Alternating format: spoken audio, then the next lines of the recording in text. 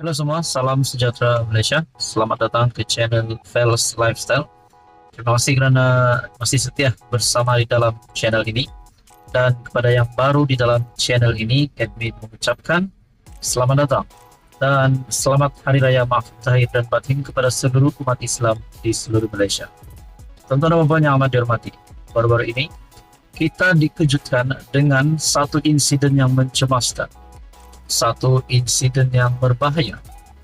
Yang pasti saya percaya Anda juga sudah mengetahui berkaitan dengan insiden ataupun kejadian tembakan di KLIA. Nah, ini ada satu pendedahan daripada Ketua Polis Negara yang pasti menggemparkan ramai. Saya melihat dalam satu artikel daripada FMT, suspek disyaki guna pistol semi-auto 9mm, kata Ketua Polis Negara. Razarudin Hussain berkata, pemeriksaan lanjut di lokasi mendapati suspek lepaskan 3 tembakan, namun 1 kelongsong peluru tidak meletup. Suspek melepaskan tembakan di lapangan terbang antarabangsa Kuala Lumpur, disyaki menggunakan pistol semi-automatic kaliber 9mm diperoleh dari negara jiran. Ketua Polis Negara Razarudin Hussain berkata, pemeriksaan di lokasi kejadian menemukan 3 kelongsong peluru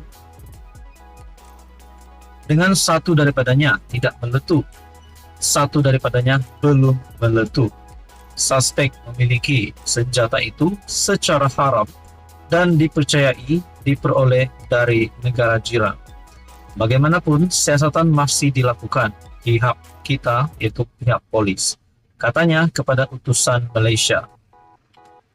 Terdahulu, Ketua Polis Selangor, Hussein Omar Khan, dilaporkan berkata, seorang pengawal pribadi cedera parah selepas terkena 1 daripada 2 das tembakan dilepaskan suspek di Balai Ketibaan KLIA kira-kira 1.30 pagi tadi.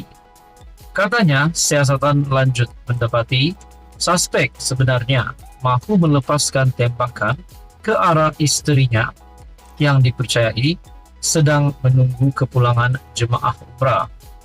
Beliau berkata, suspek dipercayai sudah melarikan diri ke utara.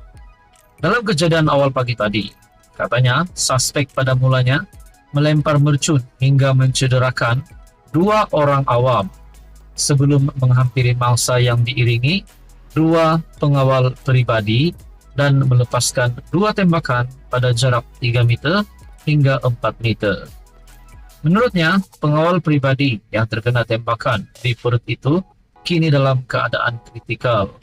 Kes disiasat mengikut Seksyen 307 kerana cubaan membunuh serta akta senjata api. Nah, saudara-saudara, ini pasti satu lagi pendedahan yang mengejutkan. Semoga kita semua dijauhi dari segala malapetaka. Nah, saudara-saudara, tuan-tuan, apa komen Anda?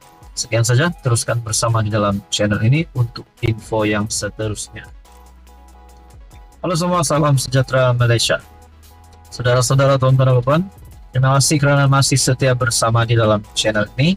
Dan kepada yang baru, selamat datang admin ucapkan. Dan selamat Hari Raya Maaf Zahir dan Batin kepada umat Islam di seluruh Malaysia.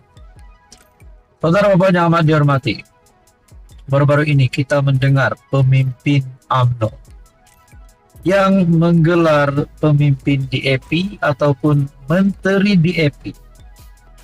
Menggelar menteri DAP tersebut bodoh.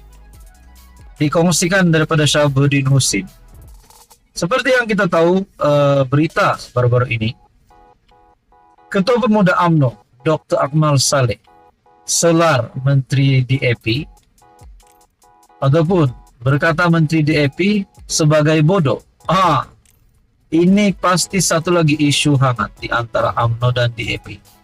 Tapi kita berharaplah kalau perkara ini akan menyebabkan UMNO tidak lagi bengam. Kalau orang Sabah cakap, tidak lagi bengam dengan DAP. Adakah UMNO akan keluar daripada kerajaan? keluar daripada PHBN kerajaan gabungan ini, ataupun DAP pula yang keluar daripada kerajaan kerana tak mahu bersama-sama dengan UMNO. Ada yang kata UMNO dan DAP tidak boleh bergabung. Namun, sudah setahun lebih kita dapat lihat kerajaan masih bertahan. Nah, persoalannya, sampai bila lagi? Seperti tajuk daripada Syahabuddin Husin, pemimpin UMNO panggil Menteri DAP bodoh. Berapa lama hubungan dua parti itu mampu bertahan? Soal Syahabuddin Husin. Kepada YB, Menteri Ngah Korming yang kurang bijaksana, ekonomi negara jadi teruk. Sebab ada menteri yang macam kamu bodoh. Tulis Ketua Pemuda UMNO, Dr. Kamal Saleh, di laman Facebooknya. Semalam, Ngah Korming membuat hantaran di X, mengatakan bahwa pekerja tempatan sedang menanggung sengsara akibat boikot yang dimainkan oleh pihak tidak bertanggung jawab. Jangan sekali masuk dalam perangkap penghasut. Negara kita memerlukan usaha semua pihak untuk membangunkan ekonomi negara, kata Ngah Korming. Beliau turut memaknai kesiapan tangkapan skrin daripada laporan media Cina dalam siapan tersebut. Saudara-saudara, persoalannya selepas Akmal yang baru-baru ini menjadi watak utama di dalam isu stalking tertera kalimat Allah baru-baru ini. Dan yang terkini pula Akmal menyebut Menteri DAP sebagai bodoh. Apakah tindakan yang bakal diterima oleh Akmal? Adakah beliau boleh disaman? Adakah disiasat lagi sehingga beliau boleh ditangkap ataupun ditahan? Nah, ini menjadi persoalan. Di dalam perkongsian daripada Syahabuddin Husin juga berkata, permusuhan antara pemimpin parti adalah perkara biasa. Malah berbalah sesama sendiri di dalam parti yang sama juga bukanlah perkara luar biasa. Juga bukan tak biasa pemimpin parti yang bersama dalam membentuk kerajaan saling berbeza pendapat sesama sendiri. Sudah banyak contoh dan ia telah berlaku sebelum ini. Tetapi berbalah dan berbeza pendapat antara pemimpin sehingga memanggil bodoh boleh dikata hampir tidak pernah berlaku.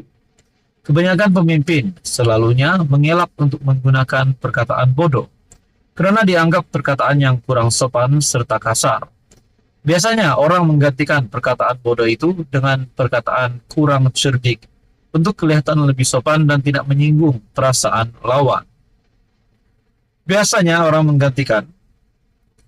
Dr. Kamal juga terlihat tiada apa-apa yang berubah dalam dirinya, meskipun telah dipanggil menghadap yang di Pertuan Agong baru-baru ini.